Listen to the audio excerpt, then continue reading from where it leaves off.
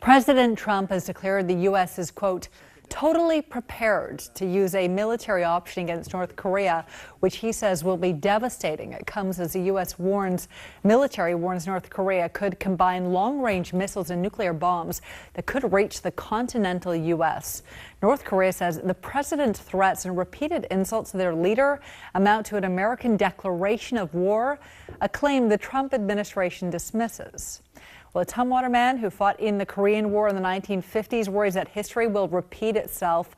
Lieutenant Dick Fraley is part of a new state exhibit honoring those impacted by the Korean War. And our very own Drew Mickelson found out that the pilot known as Fearless Fraley says there's a lot to fear in regards to North Korea.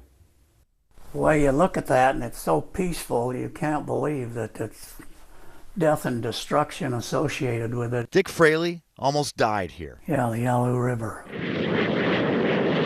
After flying more than 60 successful missions over North Korea in an F-36 jet. I was getting them into here.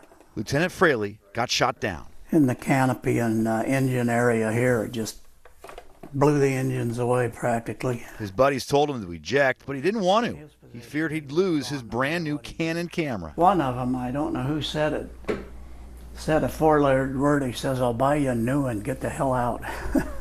He ejected and parachuted into the Yalu River between China and North Korea, and luckily was rescued by an American amphibious airplane that just happened to be nearby. The plane taxied up and they're shooting at him from the shore. We were that close.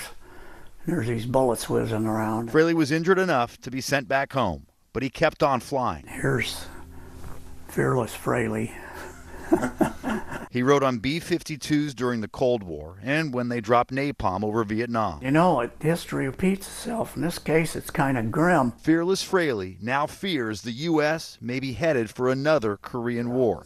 He blames dangerous threats from what he believes is an inexperienced North Korean president, Kim Jong-un. He's got a lot of advisors who may tell him he'll go down in history as the man who poked the eye and poked the stick in the eye of the U.S. Nearly 65 years after being shot down, it's always bothered Fraley that Korea was not unified during the war.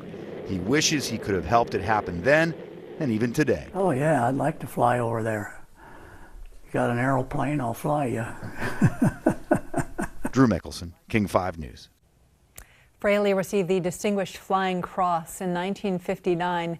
He did shoot down a MiG over North Korea before being shot down himself by what turned out to be a fellow American. But Fraley, who's 90 now, doesn't blame that pilot for shooting him down. He says it was really hard to see up there.